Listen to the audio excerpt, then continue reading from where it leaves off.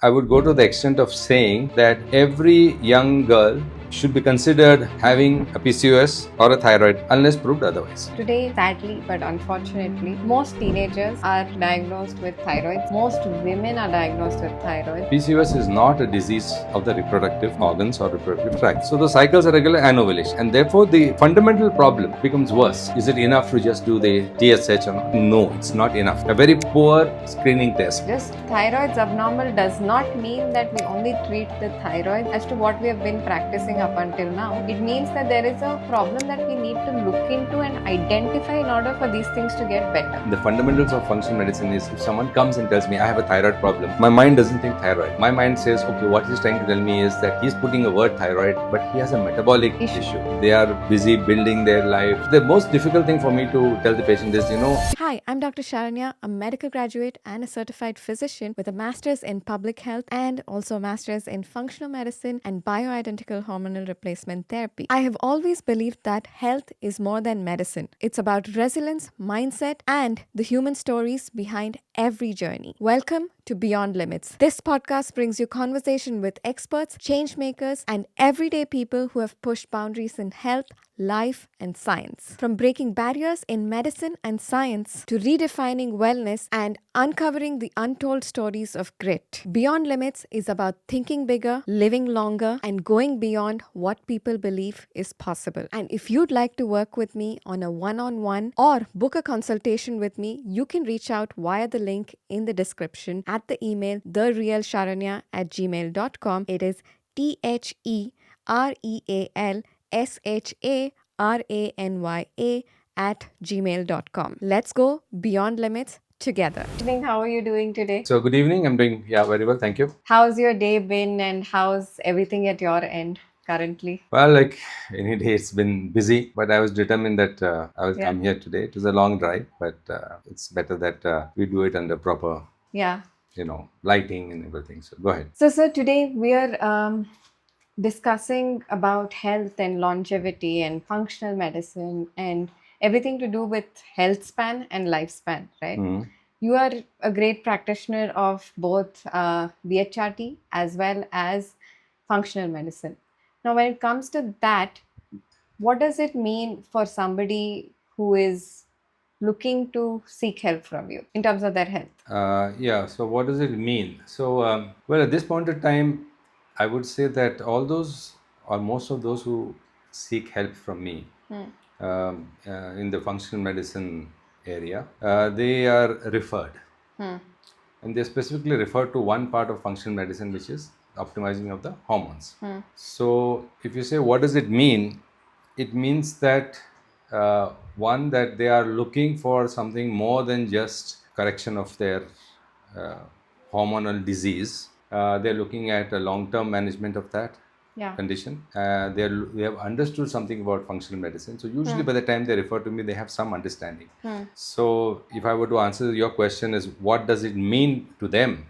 It means that, and many of them have told me this, it means that they say that we have come more or less as a last ditch effort. I've heard this phrase very often. This is a last ditch effort or the last resort. No, I've done everything and it's not working out the way I want it to work. And I'm hoping that you can provide me with a solution that I need.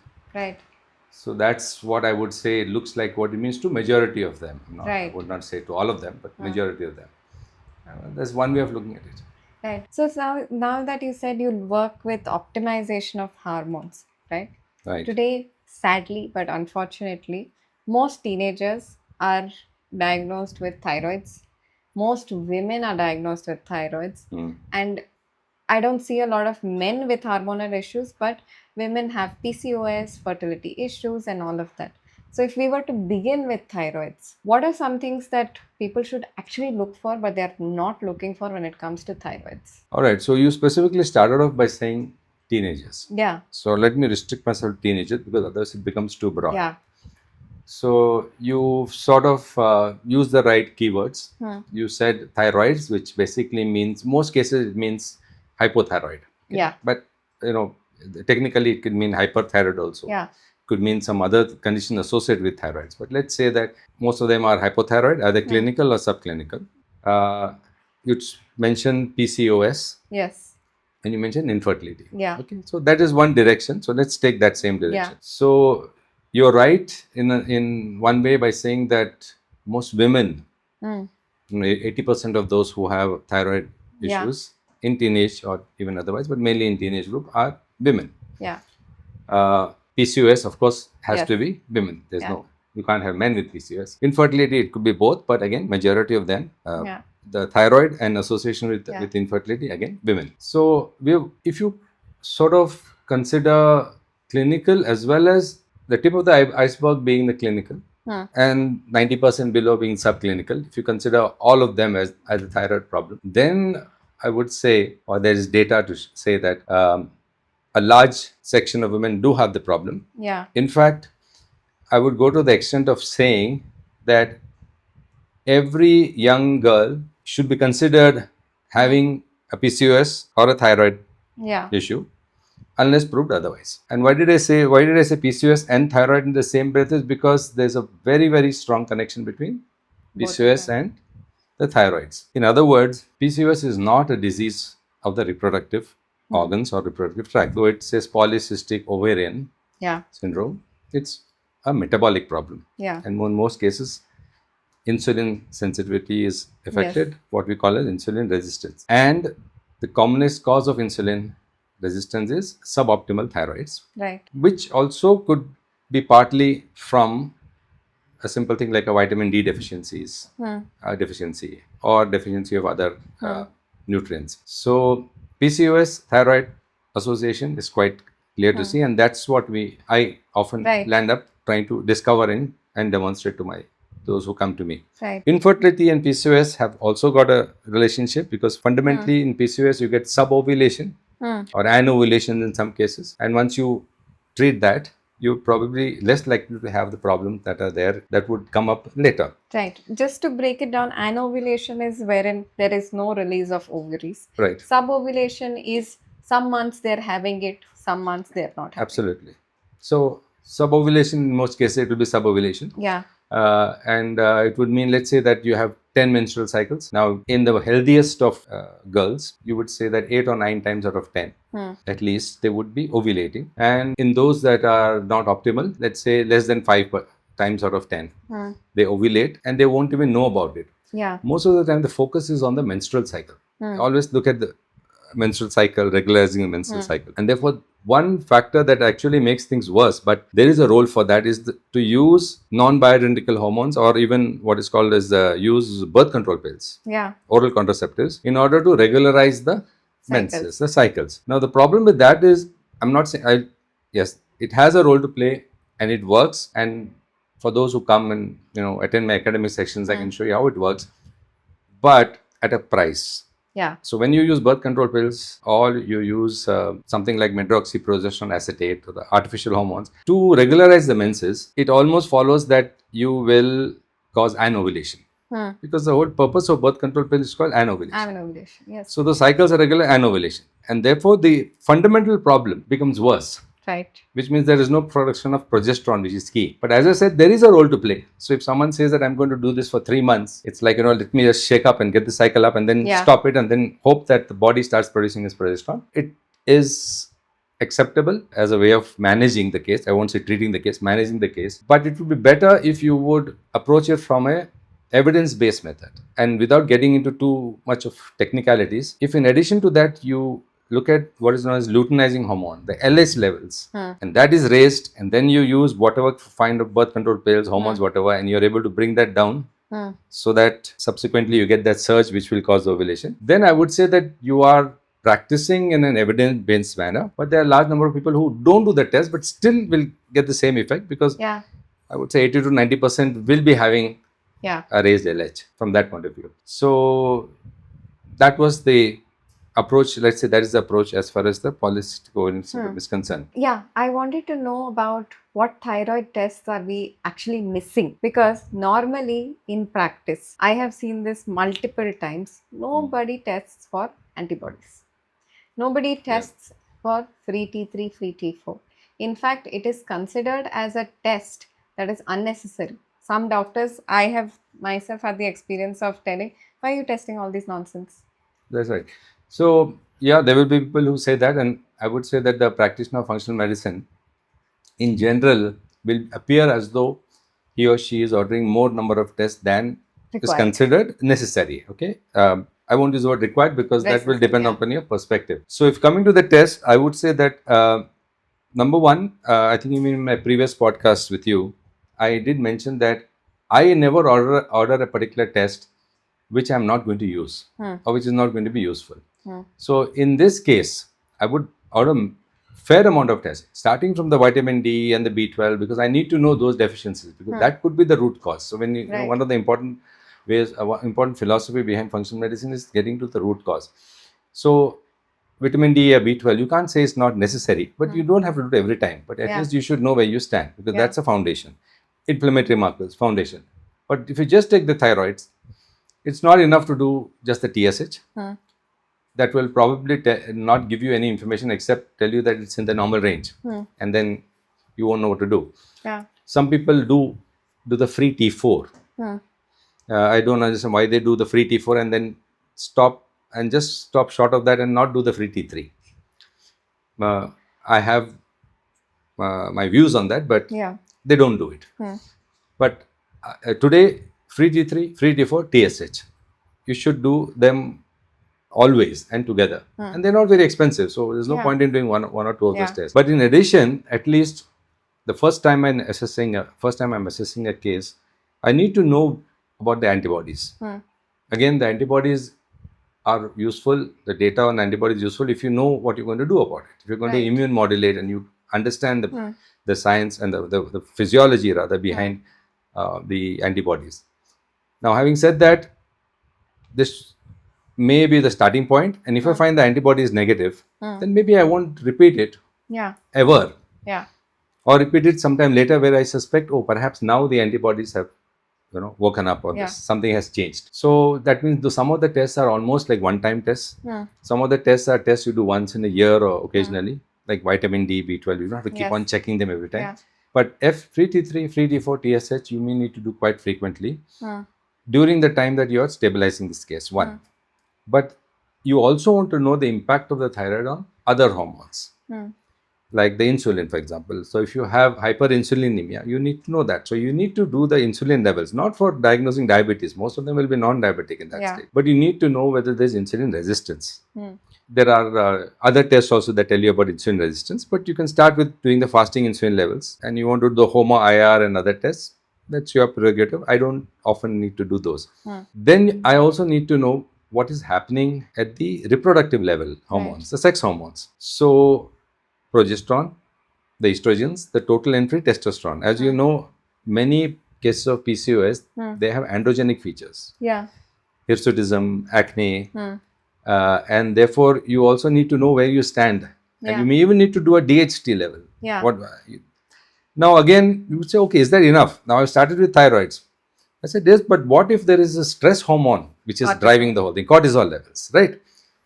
And why I need to do cortisol levels, I need to do inflammatory markers. Now, all of these are giving you information, they're all connected. Now, question comes is, are you going to do something more? Yes, because if the cortisol level I get high or low, and progesterone levels are, testosterone levels are not where they should be, then I have to look at the precursor, which is DHEA or the DHEA sulfate. Yeah.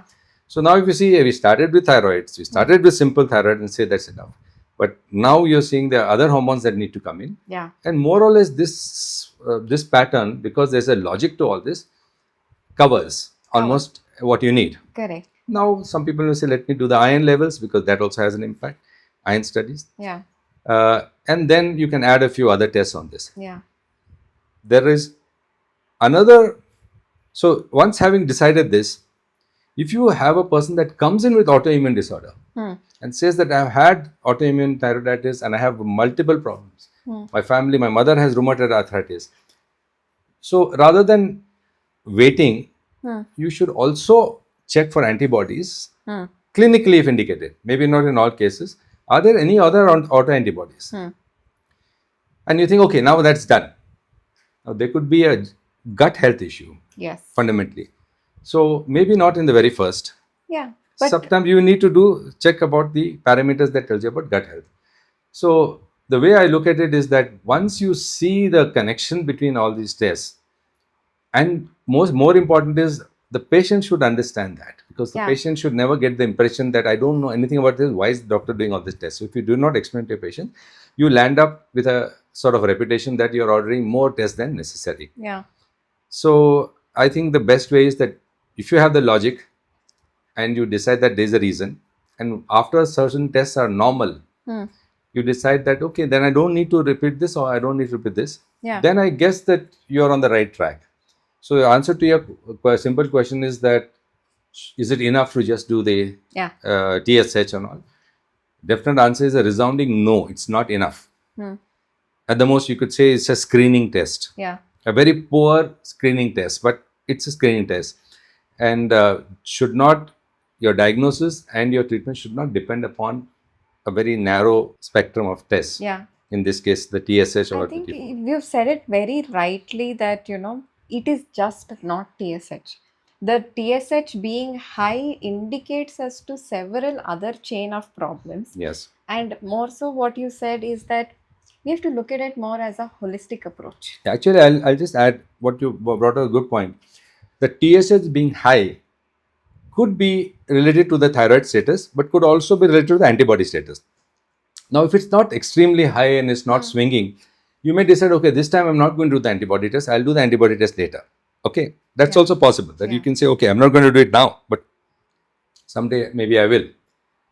And then comes the next part. Very often I order a free T3 and I order a free T4 TSH, but the report comes as total T3, total T4. And then the patient expects you to interpret based on that. I've paid and I've done this test. You have ordered free, but lab has done total, or I have done total. I don't think it's any cheaper, or maybe slightly cheaper, but for whatever reason. So then the most difficult thing for me to tell the patient is, rather than looking at it because it's misleading, I need to know what the actual free is. Yeah. Let me not give you any opinion on that because it would be wrong. What's more important is your binding globulin. How much of that, the globulin becomes equally important. The protein that holds on to your thyroid becomes important. And if this binding is very high, in effect, you are hypothyroid, because the actual form of active thyroid is not available to you. So when you get into the logic and understanding of the test, it's very important that the patient understands. And then after that, yes, people will still say that you're doing more number of tests than necessary. But as long as you are based your practice on sound evidence, Yeah, you're I okay. think that's very important, sir, that like you said, as long as the practice is evidence-based, and the thing that you were telling is that it's a holistic approach.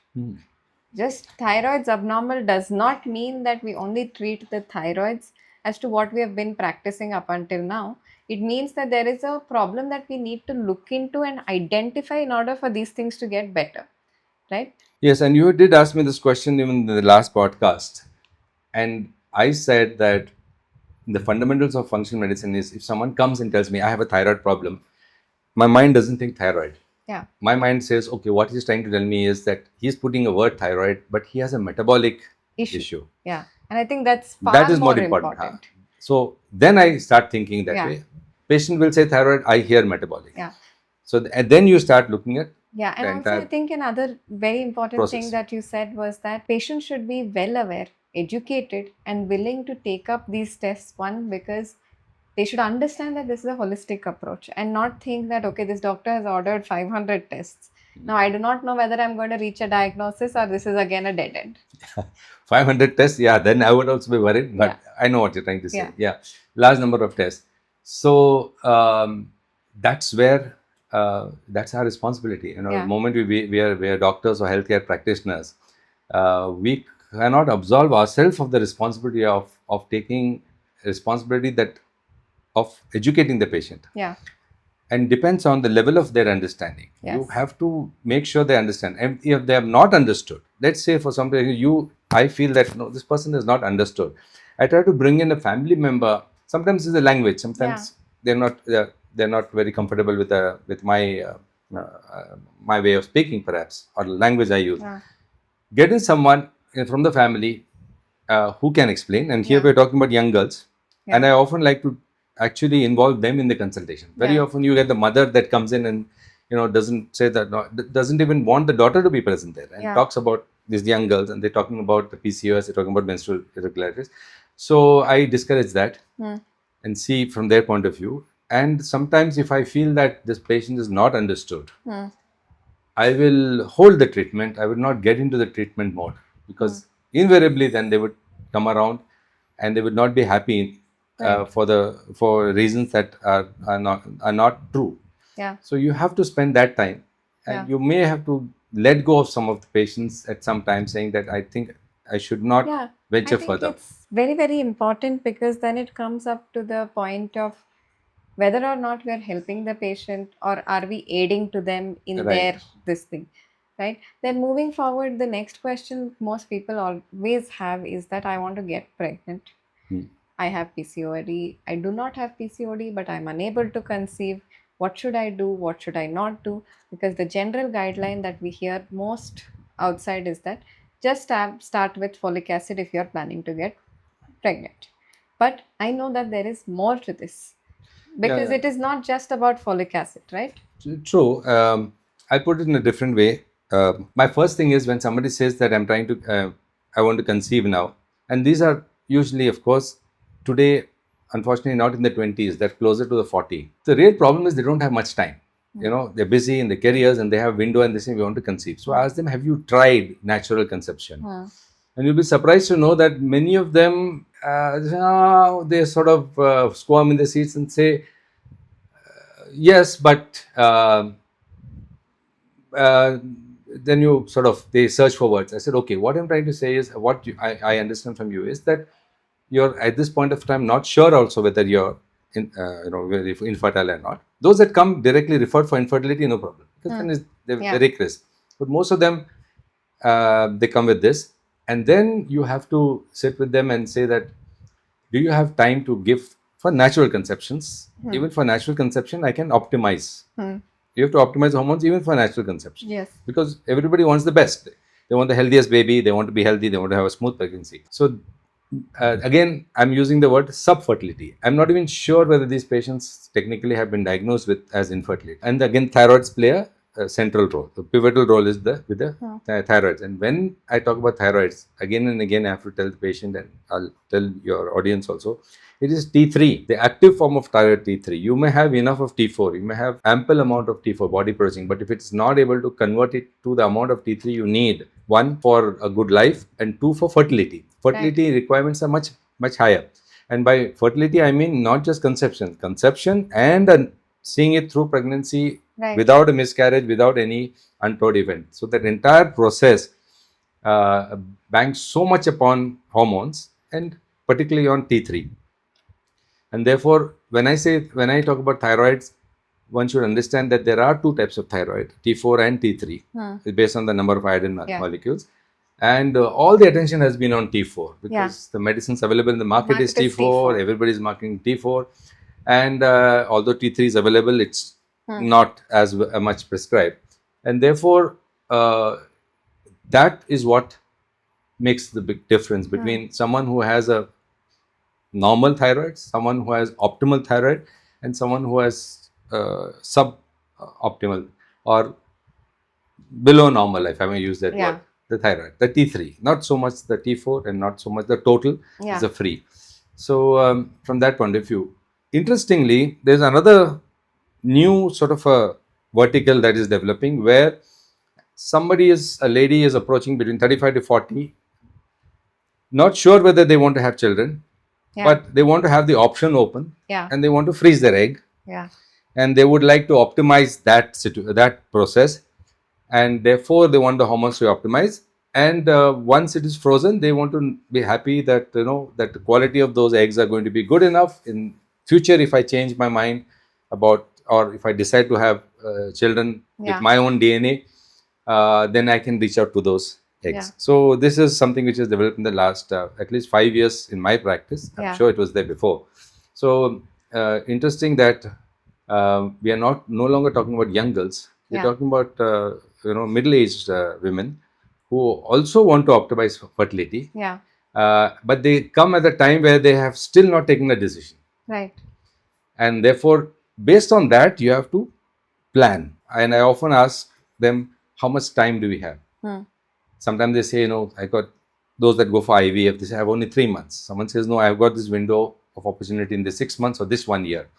And based on that, you have to plan this management. Right. It's very, very essential now that I understand that one, time is an essential factor. Number two is the goal that they are looking for, whether be it just for optimization. And the third thing I think very importantly is that at what age they're coming in, what comorbidities are they coming in with? Are they already healthy, unhealthy, or any other problems that they have? Now, also moving forward, I always love to ask you this because the lab gives one kind of normal value, but we optimize it. There is a difference between optimized level, normal level, and suboptimal levels. Can you tell me what this is? Because Yeah, so I there's would a say huge I'll dilemma. just make it easy. As I said, Yeah. it's a very cluttered area, but to make it easy is like this: that if the lab gives a certain value, X being the lower value and Y being the upper value, okay.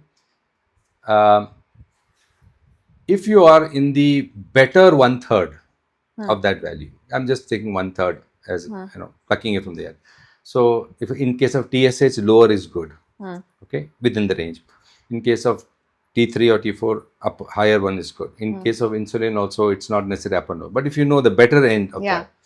that, and you say, okay, as far as the lab is concerned, I'll consider that as the better value. So in TSH, somebody might say that optimal, if you're just going by that level, without any other data, if you want to throw out one data for AI to take and understand and throw some algorithms, I would say 1.5 to 2 or 1 to 1.5, the lower level, you could take as an optimal level. Okay, if you have no other data. Yeah. But then comes the next optimal level is, what is the optimal level of free T3? Again, let's say that the level says that a free T3 should be between 3 to 4.8 or 3 to 5. Right. So I would say that in that case, you should be looking 4 at least, or 4.5. That is optimal based on values. And then somebody has, what about the optimal value of free T4? Now, here's the interesting thing. Most people think that you should get, if free T4 also, you should be on the higher level. Now, because it's a very unique thing about thyroid is that if you have more of free T4, it produces something called as reverse T3. Yes. Which blocks and competes with the T3. So while in the initial stages, in initial our understanding of T4, we would like the free T4 also to be have been high. Today, actually, we've understood that we want the free T4 also to be on the lower side. So there'll be a slight change once you understand more.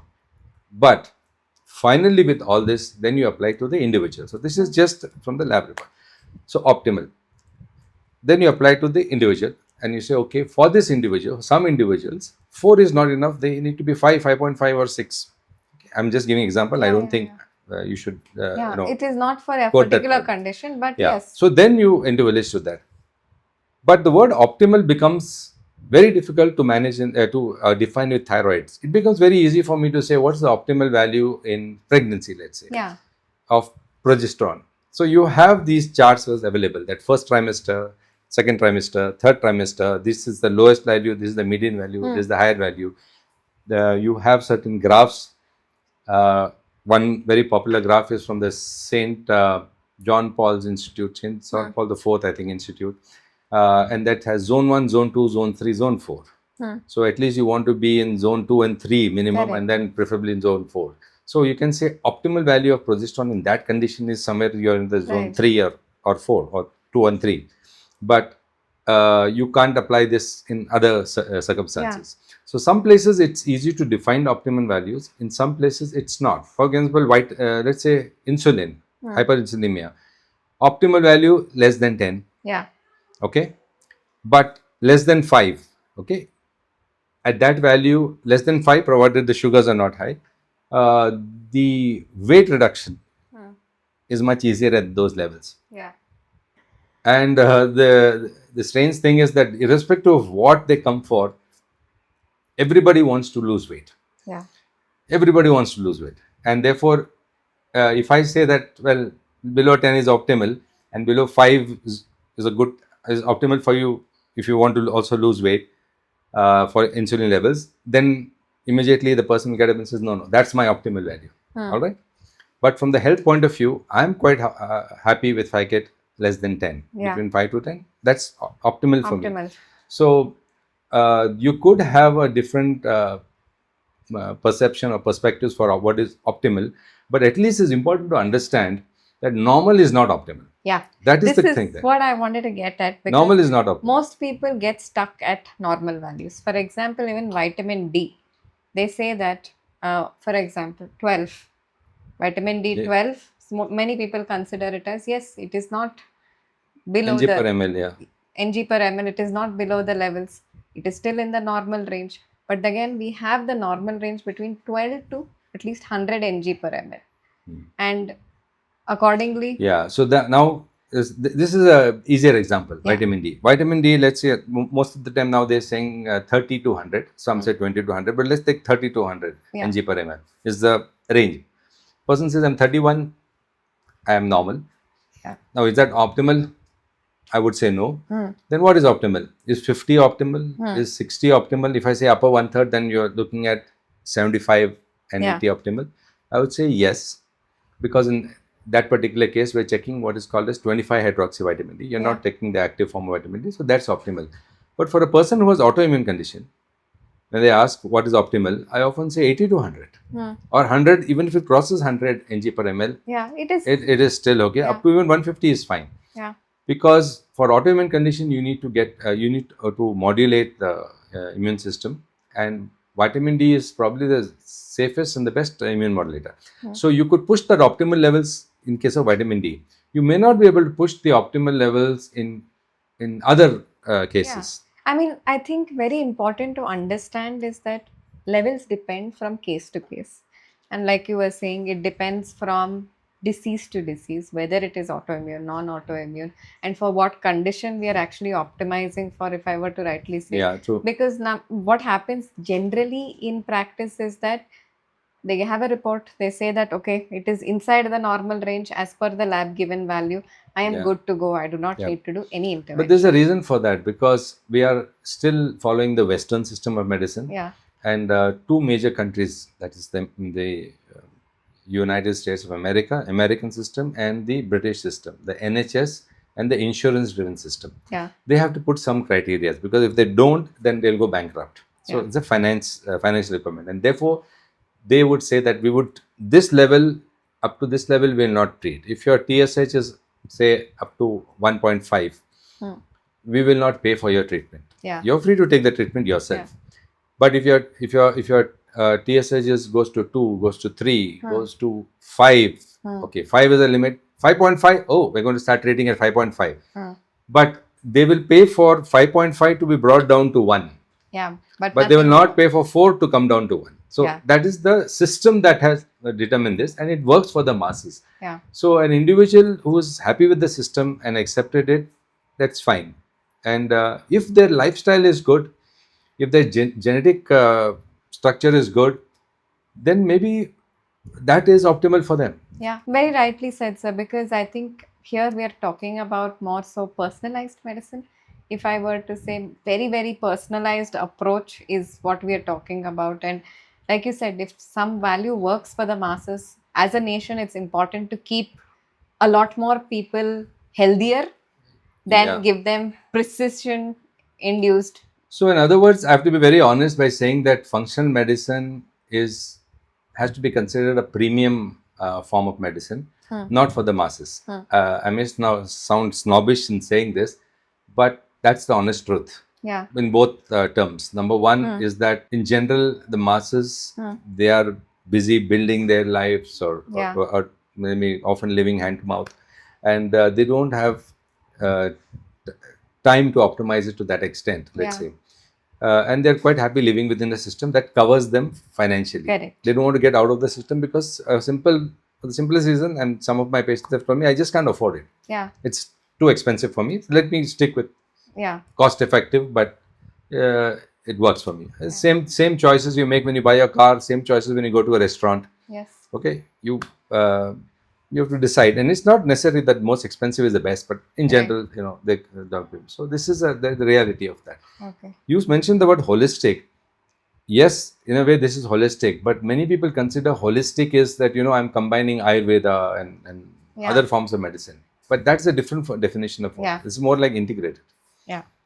Yes. So moving forward, now we spoke about pregnancy, but in pregnancy, most of them have a major issue. One is iron deficiency, right?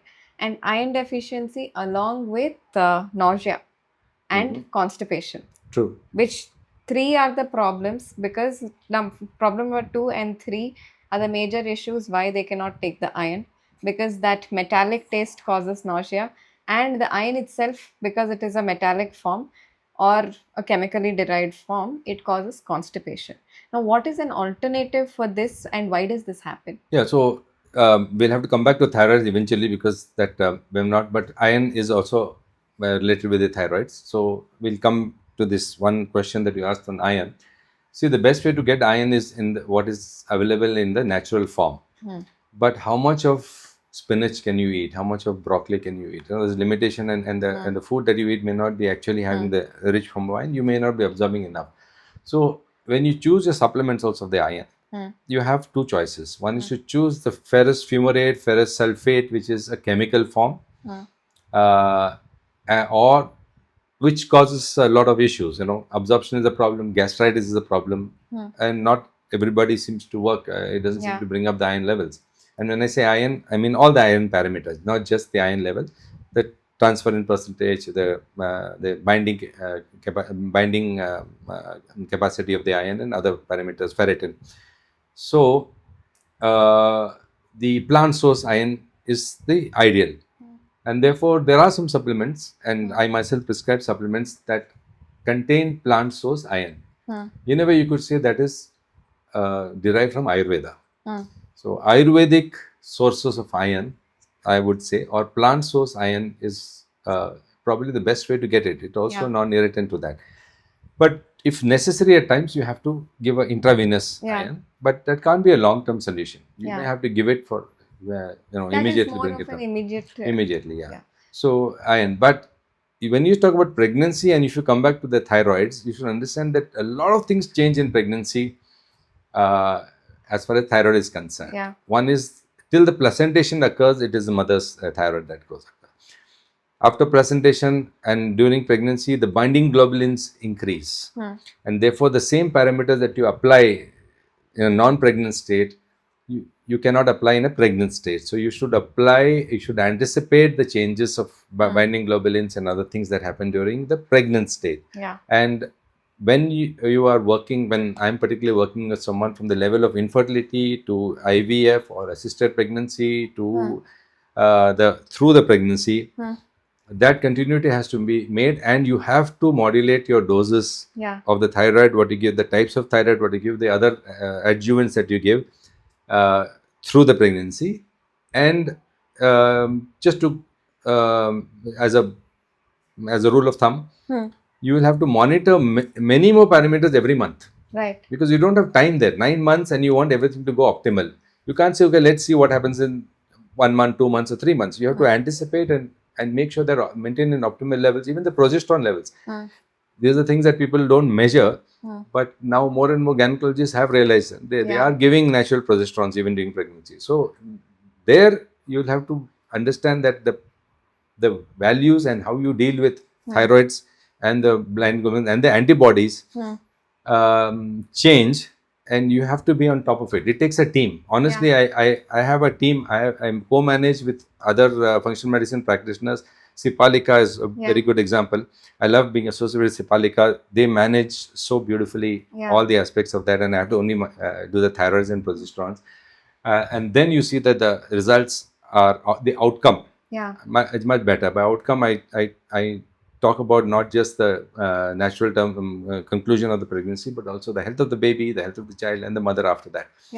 So that's I think that's one aspect of supremely pregnancy. important. What you said is that again, it's not a single pronged approach, it's a multiple pronged approach because there are many things happening. There's progesterone, there's estrogen changes happening, placentation is happening, and then the whole thyroid hormone changes are happening.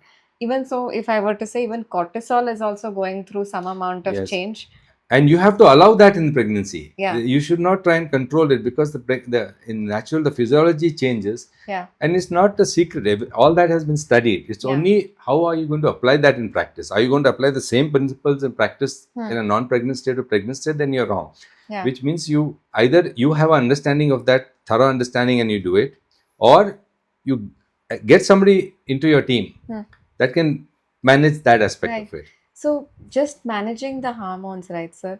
What could be the effects that we see post pregnancy or during the pregnancy? Because number one, most women get diagnosed with thyroids when they're pregnant. Yeah, that's one of the things. They get diagnosed with a thyroid problem when they're pregnant, or they often say that after the birth of my second child. I often seen this after the birth of my second child, which means that usually the first child they had when they were young and relatively healthier, and by the time they had the second child they had. So when I actually go back, it would mean that they really had a subclinical thyroid hypothyroidism even before the first pregnancy, or maybe not first pregnancy.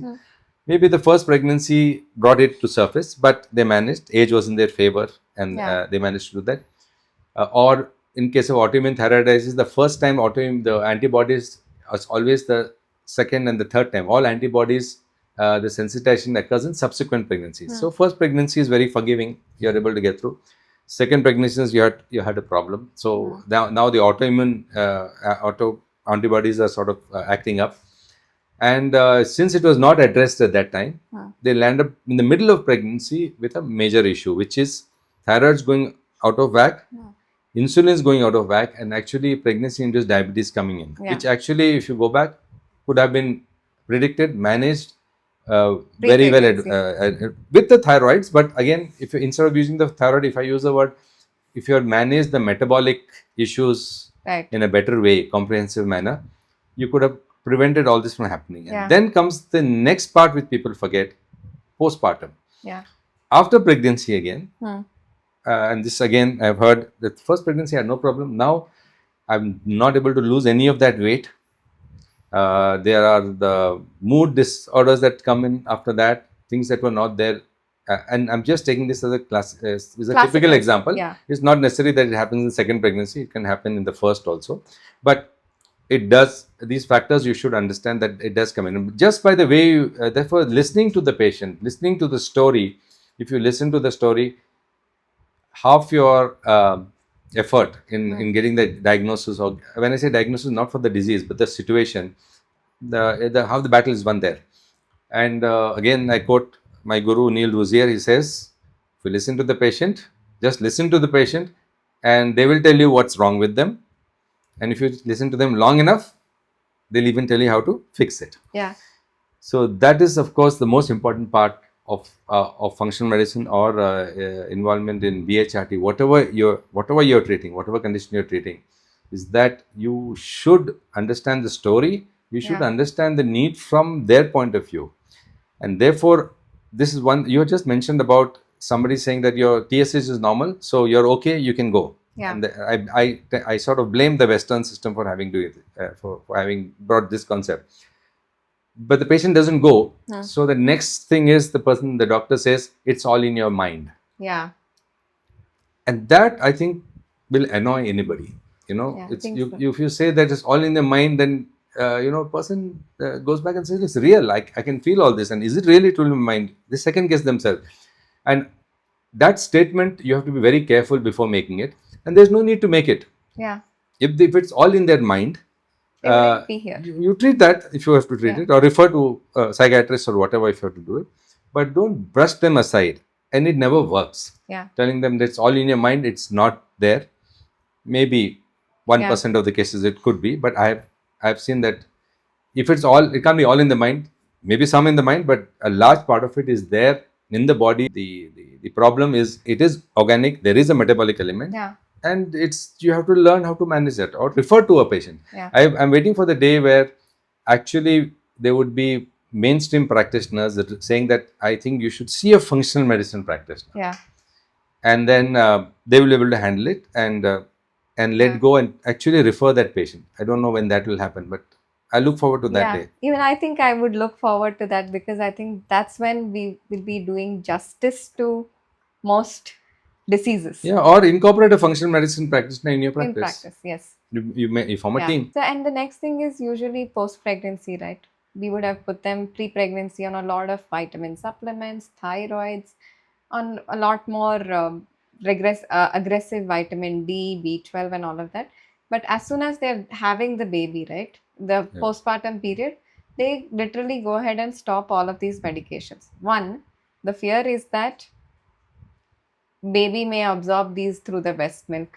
Two, there is always elderly people in the family saying, you should not do this, you should not eat that, you should not eat this, do not do this. So, what is the thing that they should actually be doing optimally, and what are the must and should vitamins they should be on in their postpartum? Okay, firstly, the answer, I'll make an answer, a short answer, and then go back to the reasoning. Very often, when it comes to nutrition and supplementation, for me, it never stops. But there are experts who can handle this better than me. In my team, I have a couple of experts. There are others who handle nutrition. So, number one rule is it doesn't stop. I may not get involved in micromanaging the nutrients, but I do know the vitamin D, the B12, the folic acid, or whatever it is, has to continue. And there's among the ones that I practice, nothing is harmful to the baby. Okay, that's for sure. At least among those I practice. I'm sure there are some supplements that you may not want to go through. I don't know. Okay, that is one part. Now, the other part of it is, don't worry about the baby, worry about the mother's health. See, at that point of time, you need a healthy mother and you will get the healthy baby. So, initially, when after delivery, the main thing is focus on the mother's health. Now, the problem comes in the continuation of treatment. Let's say I'm presuming that there was some fertility issue, so the infertility expert was treating. And nowadays, you don't see infertility experts that actually handle the pregnancy. They focus on infertility, and once it is pregnant, they hand over to the OBGYN. The OBGYN takes it very happy, handles it very well, perfectly. They're the best people to handle it, and it's over. After that, I'm not saying they're not interested. They are back to the other mothers or the other pregnant women, and their system goes on. This needs a handover.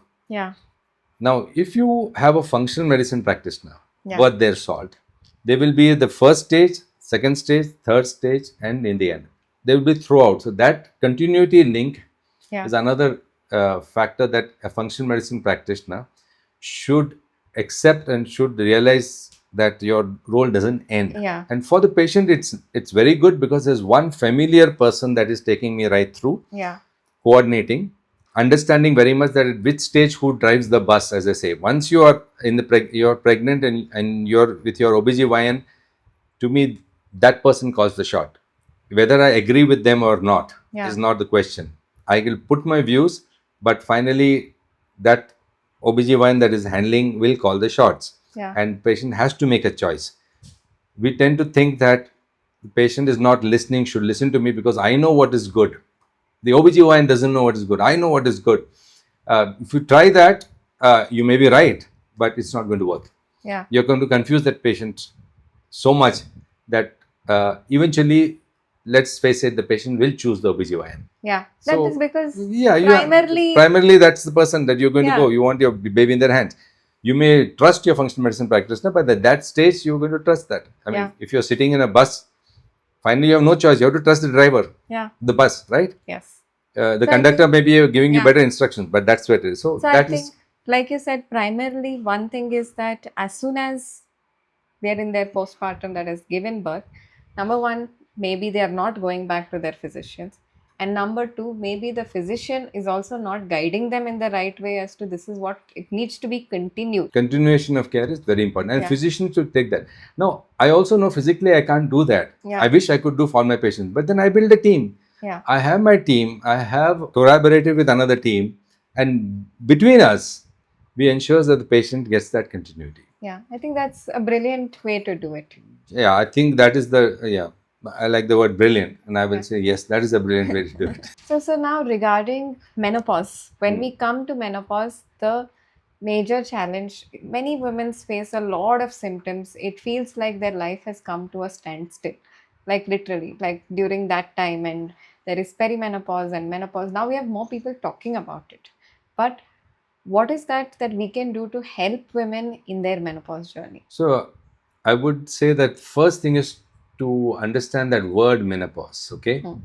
And the whole problem starts with that word. Yeah. So when you say menopause, pause is pause and it's meno, that is menses. It means the menstrual cycles which are happening every month or after some time less regular, irregular, whatever, now have stopped. Technical, there is a definition that till 365 days are over since your last menses, technically you're not In menopause. in menopause.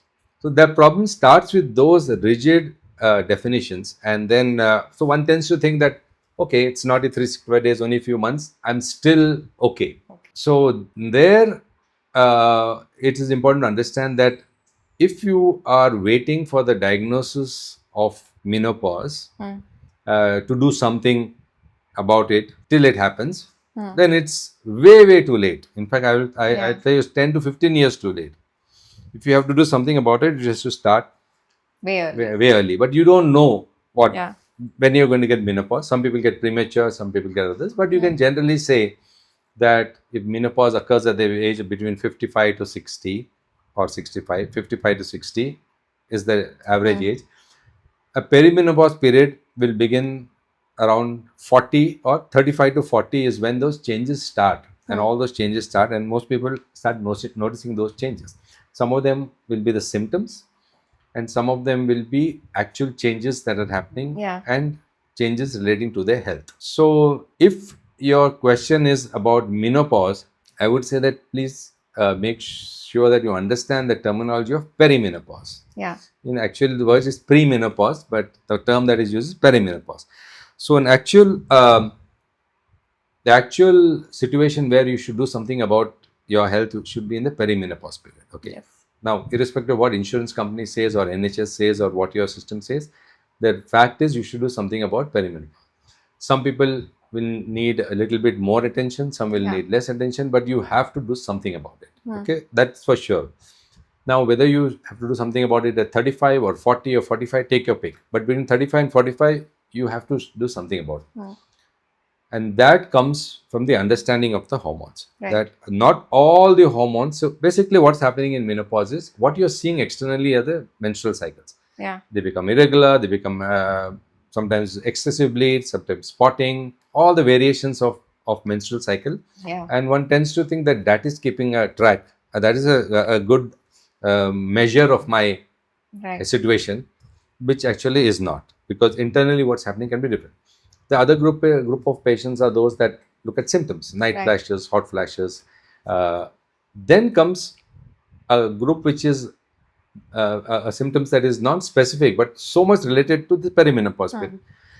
Hair issues, skin issues, sleep issues, mood issues, anxiety, depression. All these part of the whole complex. So now, if you have understood this, then I'll tell you what the changes are. Yeah. So one important statement I would like to make to cut that clutter is all the hormones, not just the progesterone, estrogens, or the reproductive or sex hormones, all the hormones decay as you age. Yes. In fact, thyroids also start decaying as you age. And that is why very often those who are not known to have a thyroid issue in their young age or before 30, 35, they seem to develop it. And it's much easier for someone who was diagnosed with hypothyroidism to actually continue take treatment, and they'll end up being the healthier people because they are diagnosed early. But at 35 to 40, most of the time the reaction is no, maybe I'll do some exercise, I'll eat healthy, I don't need to do something about my thyroids now. Slightly into denial, and unfortunately those are the ones that land up with more issues than those who were diagnosed early and thought that I was diagnosed with thyroid when I was a teenager, I was diagnosed with thyroid problem when I was before in my youth, and they are the ones that actually benefited because having done that, they have been monitoring and their thyroid. That's just one hormone. Now insulins also follow the same pattern. initially the body's efficiency of insulin. What is, after all, insulin? When you talk about insulin resistance, there's no resistance like antibody resistance. It's your efficiency of insulin going up. So body pumps up insulin till that fails and the sugars start going up and you get diabetes. But there's a long period of time where the increased insulin level causes inflammation, causes weight gain, causes deposition of fat on the abdomen. And everybody says these are normal changes of aging. You're not as young as you used to be and things of that sort. And then they blame it on that. So the insulins also change. Growth hormone is another hormone that everybody after the age of 20, it starts decaying. There is no exception to the rule. Therefore, what I'm trying to basically drive is all the hormones start decaying. And there are some hormones that start becoming more volatile. They don't decay. Cortisol, for example, stress hormones, they're not decaying. They go up and down till finally there's a burnout, and then you get an adrenal fatigue. So what I'm trying to drive at is that first, accept that it is not about the menstruation coming to an end. That's the first very, very important rule that you have to follow. Second is, it's not only the estrogens. Most people think estrogens. It's more about the progesterones. I'm now slightly clearing that this, and also a large amount in women also about the testosterones, right? Then you can understand about the precursor DHEA, pregnenolone, all that seems to sort of fit. So even if there are those who are taking supplements over the counter for the DHEA, which many of them don't realize is a hormone, they just think it's a supplement, or they're taking pregnenolone, or they're taking these supplements, at least they have to understand that there is a connection between this supplement and the hormones that we're talking about. That they are part of the same. At least the practitioner should know, if not the patient. And the second thing is that I have to optimize all of them, and what happens to the cycle will happen eventually. The cycles will stop. But when the cycles stop, which is going to take 10 to 15 years, let's say, give or take 5 years, I don't want to be in a state where I've already suffered. Osteoporosis set in, dementia set in, my body is out of shape, and then I'm told that now I have to start replacing the hormones, and that too I can do it for a short period of time because hormones are very scary. So this is the sort of the storyline that is happening throughout, and that has to change. So if you are talking about anything about managing your menopause, it starts very much earlier. So I've told you the rule of thumb, and after that, yes, there's a lot more to discuss: how, when, how individualized, the being person centric, all those factors come in. So I think it's very important that, number one, like you said, manage early, start early. True. Number two, it is that it is important to replace hormones because at some point they stop decaying. Correct. So this fear mongering about hormone replacement is bad, it is worse, it is going to cause cancer and all of that may really not be true. Because first thing is that is a very important part, and I think that's the biggest fear that people have. Will it cause cancer? Okay, so now before you ask me, I will ask the question to myself, that this is one thing that you have to understand. This is where the difference comes. If at all a difference comes between bioidentical hormones and non-bioidentical, this is where the major difference comes, and there's evidence for this already there. It's all there. It's all, and in the present medical scientific journals. It's not it's not an opinion. It's been proved. So the most important is the fundamental driving principle of bioidentical hormone is it has to be the same molecular structure, the same thing that your body, not similar, but same. It has to be exactly the same.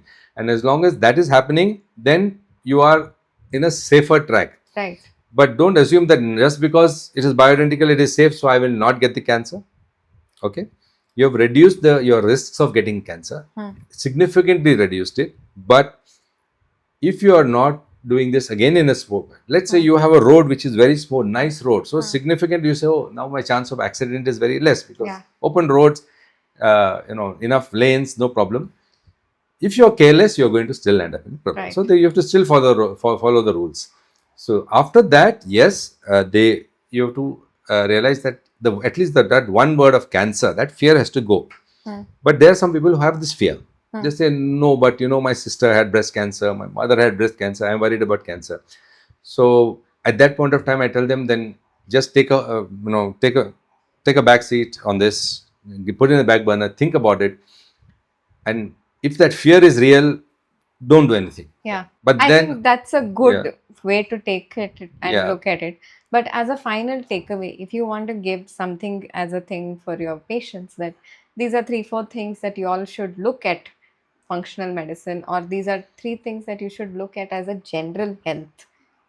Don't look at it as a perspective of doctors saying so do it, but some things that genuinely you should look into, what would those be? all right, we are still talking about perimenopause, Yeah, menopause period. basically women's health, Yeah. perimenopause, menopause. So we're still talking about that. So I would say that I'll put it in a way in which it will be palatable to all. Yeah. One, and I'll make it very crisp. Don't think you can achieve anything without lifestyle management. So don't think that Yeah. any kind of treatment or hormones will replace that. Yeah. So that is one.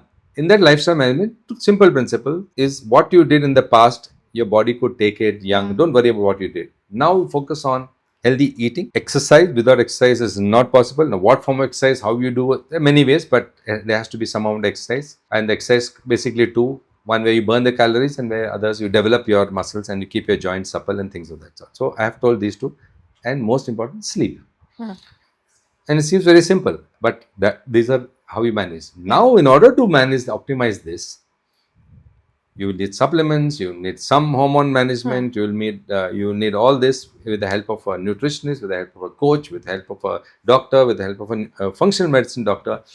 That you have to find yourself. So once you're on this, I particularly like when I say like is because the success rates are higher. You always like something which you're going to be successful. So I particularly enjoy working with the patient who says that I am doing everything that I can, my exercise, and I'm working out, I'm eating healthy, and what I could manage before, suddenly I'm not able to manage in terms of my weight, in terms of my energy levels. Then you know that you are standing on a good foundation, and then you can start with that patient with the vitamin D, with the B12, with the optimization, with many of them would already be done. Right. And you just have to nudge the hormones. Yeah. So you don't have to do much. So some hormones you have to nudge. Some hormones like DHEA, you can nudge it. Testosterone, you have to manipulate it. But progesterone, you have to replace. Yeah. So from the practitioner's point of view, you have to be clear which hormone you can nudge the body to making and which hormone you have to supplement. Yeah. Thyroids you can nudge. You can work with the thyroids. Yeah. You need not give the doses can vary. But estrogens, you can just wait and watch. DHEA, just give a little bit, nudge it, and it will go. Yeah. But progesterone, it is all or none. Yeah. So if you understand why, because progesterone is only produced by ovulation. Correct. And as you age, even if your cycles are still regular happening, many of them are anovulatory. We spoke about anovulation. Yes. And anovulatory cycles become more and more. And when you measure the levels, and typically you should know this. When we talk about lab tests, I forgot to mention one thing. When you're checking a particular hormone in a menstrual cycle, you should know which day of the menstrual cycle you should measure. Otherwise, you will get the wrong readings. Yeah. Anyway, just a point to make coming back to this. So, as I said, you can nudge certain hormones. Yeah. You can overcome certain negative effects of aging like osteoporosis through weight-bearing exercises, through exposure to the sun, healthy eating, good supplements. But progesterone has to be replaced. Yeah. And the main paradigm shift that has happened, the paradigm shift that has happened in BHRT in the last few years is the focus has shifted to progesterone, which was the lesser known hormone. Everybody would talk about estrogen, testosterone, and that's why men are from Mars and women are from Venus. So give women estrogens, give men testosterone, and that's what hormone is about. That was how it was. But actually, it is the other hormones which are doing the job, like the progesterone in women, okay, like the thyroids in a subtle way. Those are the ones that you should know to what extent to give importance. And I deliberately exaggerate the importance of progesterone so people understand that progesterone is protective. Yes. Progesterone protects against breast cancers, endometrial cancers, fibroids. And once you get that message, then you find that the next step you have to tell them, but not medroxyprogesterone acetate. Yes. Okay. I think that's That a last part you have to add. great drive home message that Yeah. it's not medroxyprogesterone. It's not enough to know that Ashwatthama Hataha. Okay, Ashwatthama is not enough. Whether it is the man or the human or the elephant is important. So that last part, having said that, you get very excited, and then I say, but it has to be progesterones, and then comes the other part of bioidentity, preferably through a non-oral route. Oral route, yes, but keep the liver. Your liver is also aging. So if you use a skin route, if you use a sublingual route, even vaginal route, you are actually optimizing the load on the liver also. So you have to do that. But if you have to use the oral route, choose the oral route. I'm not saying that you have to be absolutely dogmatic about it, but understand that sometimes the route also becomes equally important. And over the years, for certain hormones, certain routes are better. I mean, I've never heard of someone taking thyroids through their skin. Technically, it is. I've seen some very interesting ways, but oral works very well. Doesn't impact the liver so much as these what you call steroid hormones. By the way, all these are steroid hormones, and the liver has to take the brunt. So you once you understand that, then you know that there are some preferred ways of replacement. I think what I have brought out, the last part of it is not just don't forget the progesterone, give priority to progesterones. I have many patients who are taking progesterone and they keep asking about estrogens, what do I do, estradiol? I said, we have enough time for that. We will get down to this. If there are some symptoms that are very, very demanding that I need to start the estradiol, I will start it, but never without progesterone. So there's a very important rule of thumb. Progesterones without estradiol is okay, but never estrogens, or when I say estrogens, estradiol, or never estrogens without progesterone. Because you are worsening what's called as estrogen dominance. And estrogen dominance, of course, we can have a full discussion on estrogen dominance, but that's a academic and technical discussion, is actually the problem. It's never about not having enough of one hormone. It is about one dominating the other without being in excess.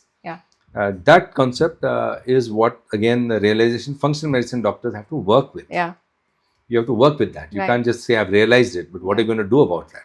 So I think it's a great drive home message in terms of what is hormonal replacement therapy, and then what happens actually from the start of puberty to, menarche to PCOS, and then pregnancy, and then also menopause. I think it's been a great journey. Perimenopause and perimenopause and menopause. Yes. I think it's been a great journey talking about this entire phase, because today we concentrated specifically on the female hormones and then optimizing for the female physiology, right? So thank you, sir, for giving your... You did leave out males, so let me just add two things about males, because for male is very simple. Perimenopause or menopause, what you call as andropause, there is no such word as andropause. It's mainly testosterone, and lack of testosterone causes the cancer. So I'm summarizing very quickly. So males are always less complicated in many ways, okay? But we also, when you come to infertility, that's another place where you should not forget to apply the principle of optimization to the male. Because when you have talk about optimal conception, you should remember that it's not only the sperm count or the motility. You can do a lot about these if you optimize thyroids in male. Not many of them need it, but you may need it for a period of time. Most only to optimize the sperms or the characteristics of the semen. So don't forget about that. But the good news for male is that not many of them need to continue with the thyroid management, but you can optimize in that period. So in my practice, except for those with a problem with libido or erections that come directly for thyroid, most of them it is their spouse, their partner that brings the male and said, look, you need to do something about my husband also. And I said, what's wrong? Of course, you read about it. Subtle symptoms, irritability, a paunch. Then they develop that paunch, and they think I can go to the gym and develop the six-pack. These are all signs of the testosterone failing. Again, there you have the free testosterone, you have the total testosterone, and that's of course entire male hormone management is entirely different. So don't ever forget the male too. I think it's very important that what you said and brought up in the last, that both female and male management is important, because at the end of the day, we are a society that lives together. Yeah, that's true. And both of us need to be optimized, and both of us need to have that kind of optimization so we live better lives and add to that of the economy of the country, right? Thank you, sir, for that. And Thank you, Shannon. had an It's been engaging call. it's been my pleasure. Thank Yeah. you.